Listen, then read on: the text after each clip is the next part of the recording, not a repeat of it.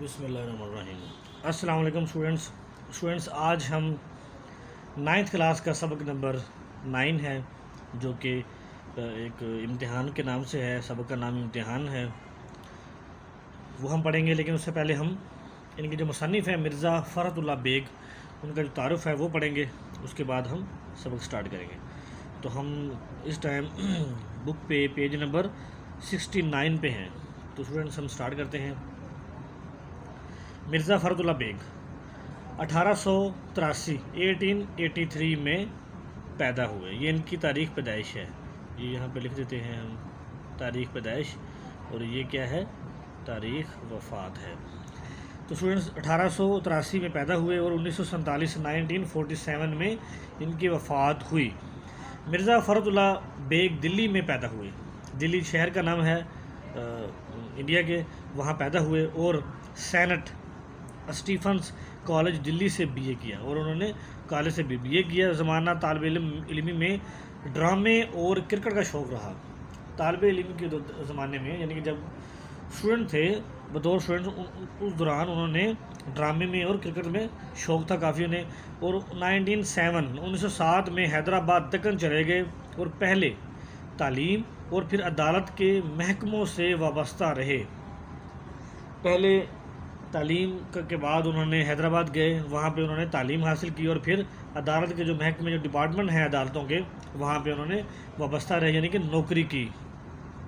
وہ ترقی کرتے کرتے ہوم سیکرٹری، کافی بڑا عہدہ ہے یہ ہوم سیکرٹری کا، اس عہدے تک پہنچے، جہاں سے ریٹائر ہوئے اور پینشن حاصل کی۔ انہوں نے ترقی کی، بہت زیادہ ترقی کی، اور ترقی کرتے کرتے ہوم سیکرٹری بنے، اور ہوم سیکرٹری بننے کے بعد انہوں نے وہاں سے ریٹائر ہوئے، یعنی کہ جاب سے فارغ ہوئے، اور بعد میں وہ پینشن لیتے رہے۔ پینشن وہ ہوتی ہے جب جاب ختم ہو جائے، اس کے بعد جو تنخواہ کی صورت ملتی ہے منتھلی، اسے پینشن کہتے ہیں۔ انہوں نے حیدرآباد ہی میں وفات پائی، اور حیدرآباد کے شہر میں ہی وفات پا گئے۔ مرزا فرحت اللہ بیگ کا طرز تحریر سادہ اور پر لطف ہے۔ ان کا جو تحریر کا انداز ہے وہ بہت زیادہ سادہ ہے۔ طرز تحریر، لکھنے کا انداز، ان کی جو تحریر کرنے کا انداز ہے، جو لکھنے کا انداز ہے، وہ بڑا سادہ ہے اور پر لطف ہے، یعنی کہ مزاح سے بھرا ہوا ہے، مزے سے بھرا ہوا ہے۔ وہ بڑے شگفتہ انداز میں دلی کی خاص زبان لکھتے ہیں، وہ بڑے ہی شگفتہ مطلب اچھا انداز، عمدہ انداز میں دلی کی جو خاص زبان ہے اس میں لکھتے ہیں۔ ان کے اسلوب کا مطلب ہوتا ہے اسٹوڈنٹس لکھنے کا انداز۔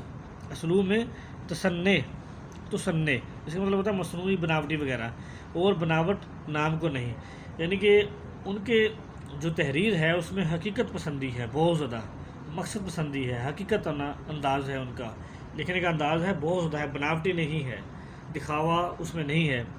مزاح کی چاشنی، یعنی کہ مزاحیہ انداز، چاشنی مطلب مزے کا جو انداز ہے وہ بہت زیادہ عمدہ ہے، دل فریب ہے۔ ان کی تحریر میں خاص لطف دیتی ہے، ان کی تحریر جو ہوتی ہے، ان کی جو انہوں نے لکھا ہوا ہے اس میں خاص ایک مزہ ہے۔ بقول رشید احمد صدیقی، فرحت کے اسلوب کی نمایاں خوبی فکروں کا اختصار ہے، یعنی کہ ان کے جو طرز تحریر ہے فرحت کی، جو انہوں نے تحریریں لکھی ہیں، جو لکھا ہے انہوں نے، تصنیف کیا ہے، اس کی خاص خوبی یہ ہے کہ وہ مختصر لکھتے ہیں، شارٹ کٹ لکھتے ہیں، چھوٹا لکھتے ہیں۔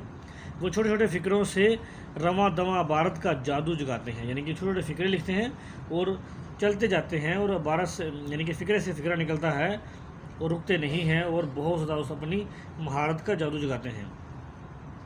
فرحت کی تحریروں میں اسلوب کی یکسانیت، ان کی جو تحریریں ہیں ان میں بہت زیادہ یکسانیت ہے، موضوع کی حد تک قائم رہتی ہے، یعنی کہ ایک بہت زیادہ انوکھا پن تک، ایک عجیب و غریب کام تک، حد تک قائم رہتی ہے ان کی جو تحریروں میں کمال چیز ہے، کمال انداز جو ان کا ہے۔ وہ ایک مضمون کو جس رنگ میں شروع کرتے ہیں اسی رنگ میں انجام تک پہنچاتے ہیں۔ وہ کسی بھی مضمون کو جب سٹارٹ کرتے ہیں، شروع کرتے ہیں، تو جس رنگ میں انہوں نے شروع کیا ہوتا ہے مکمل طور پہ اینڈ تک، اختتام تک اسی رنگ میں ہی اب مضمون کو رکھتے ہیں۔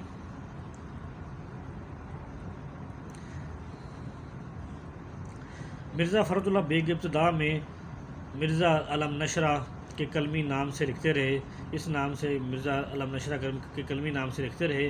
بابا اردو ڈاکٹر مولوی عبدالحق جو بابا اردو ہیں ڈاکٹر مولوی عبدالحق اور عظمت اللہ خان نے ان کی ہمت بڑھائی، انہوں نے ان کی بہت زیادہ حوصلہ افزائی کی، ہمت بڑھائی، اور وہ اپنے اصل نام سے لکھنے لگے۔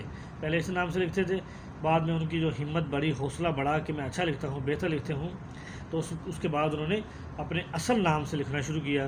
نذیر احمد کی کہانی، پھول والوں کی سیر اور دلی کا ایک یادگار مشاعرہ ان کے یادگار مضمون ہیں۔ یہ ان کے بہت زیادہ عمدہ مضامین ہیں۔ ان کے مضامین فرد کے نام سے شائع ہو چکے ہیں۔ ان کی جو مضامین ہے وہ مضامین فرد، یعنی کہ مضامین فرد کے نام سے شائع ہو چکے ہیں۔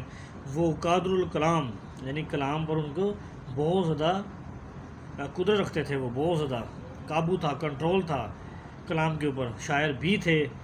میری شاعری ان کے کلام کا انتخاب ہے، جو میری شاعری ہے یہ ان کے کلام کا جو تھا انتخاب ہے۔ تو اسٹوڈنٹس، آج کا لیسن ہمارا یہی ختم ہوتا ہے۔ ہم نے آج مرزا فرت اللہ بیگ پڑھا، تو اگلے لیسن میں ہم ان کے جو سبق ہے امتحان وہ پڑھیں گے۔ تب تک کے لیے اللہ حافظ۔